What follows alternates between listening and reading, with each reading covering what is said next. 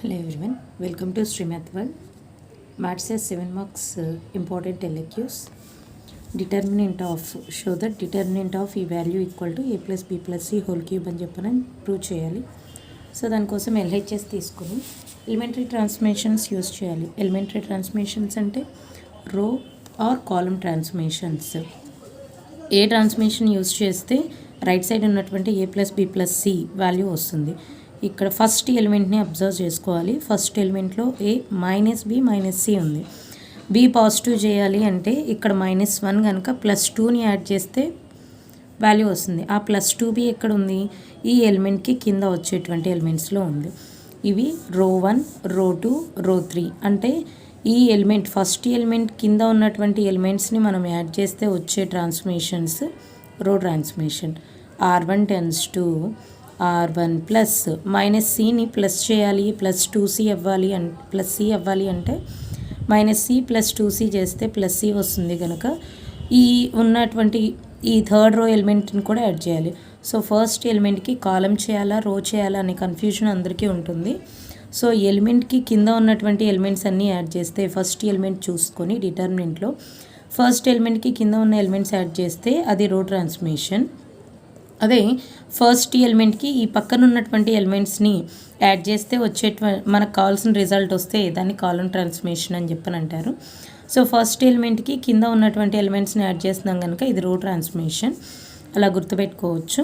ఇప్పుడు ఫస్ట్ రోకి ఈ ఎలిమెంట్స్ని యాడ్ చేస్తే a minus b minus c ఇది first element. Second row first element, third row first ఎలిమెంట్ని యాడ్ చేసుకోవాలి. +2b +2c. Next second element కూడా అలాగే చేస్తే 2a plus second row second element b minus c minus a again third row second element. Next third element third రోని third element first row third element 2a plus 2b plus c minus a minus b. Second and third rows as it ఈస్గా రాసుకోవటమే. b minus c minus a 2b 2c 2c c minus a minus b. First row elements అన్నిటినీ simplify చేస్తే ఏ ఒకటే element ఉంది. ఏ 2b minus b అంటే plus b, 2c minus c అంటే plus c. ఈ ఎలిమెంట్ చూస్తే 2a మైనస్ a అంటే ఏ.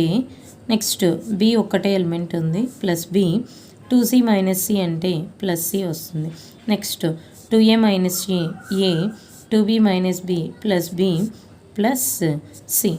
Second and third rows as it ఈస్గా రాసేయటమే. ఇప్పుడు ఫస్ట్ రో ఎలిమెంట్స్ని చూస్తే a plus b plus c కామన్గా ఉంది కనుక రో డిటర్మినెంట్స్లో అయితే రో నుంచి లేదా ఏదైనా పర్టికులర్ ఒక కాలం నుంచి మాత్రమే కామన్ తీయగలం.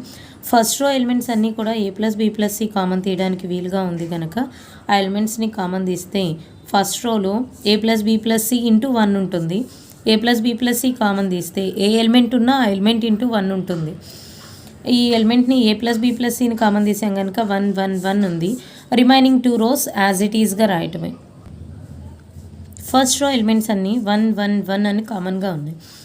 ఇలా ఉంటే 3 1s కనిపిస్తే అయితే పర్టికులర్ రో లేదా పర్టికులర్ కాలం, అందులో 2 1స్ని జీరోస్ చేసుకోవాలి. ఈ రెండు ఎలిమెంట్స్ని జీరో చేయాలంటే ఫస్ట్ కాలంలో కనిపిస్తున్నాయి. ఫస్ట్ రోలో మొత్తం 3 1s ఉన్నాయి.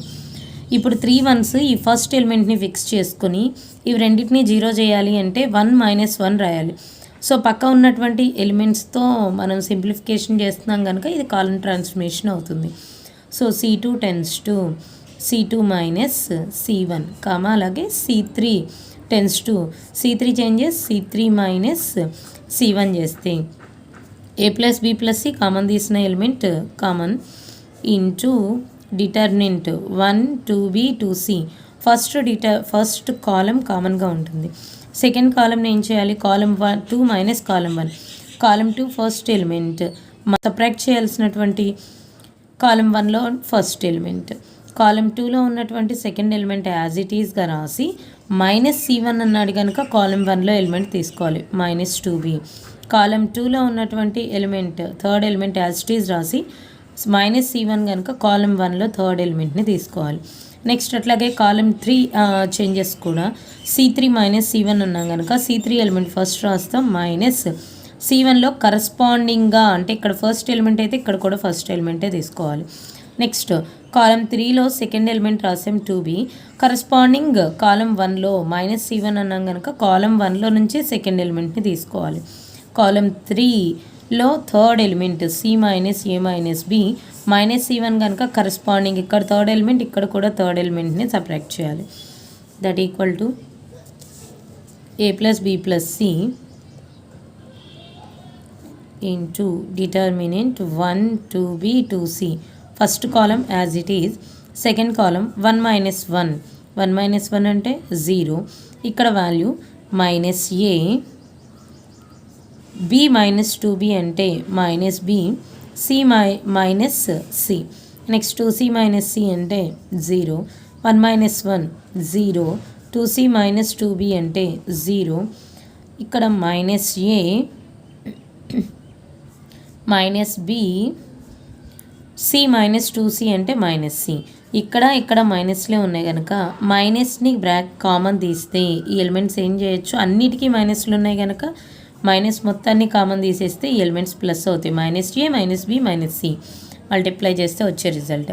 ఇప్పుడు 1 ఇంటూ ఆ ఎలిమెంట్ ఉన్న రో కాలమ్ని క్లోజ్ చేస్తే multiplication determinant value 1 into minus plus a plus b plus c whole square వస్తుంది వాల్యూ. తర్వాత 0 ఇంటూ ఎనీ వాల్యూ 0 కనుక ఈ రిజల్ట్ ఉండదు.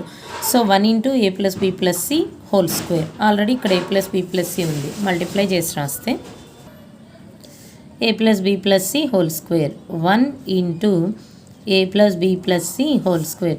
Final result a plus b plus c whole square into a plus b plus c అంటే a plus b plus c whole cube వస్తుంది. Thanks for watching.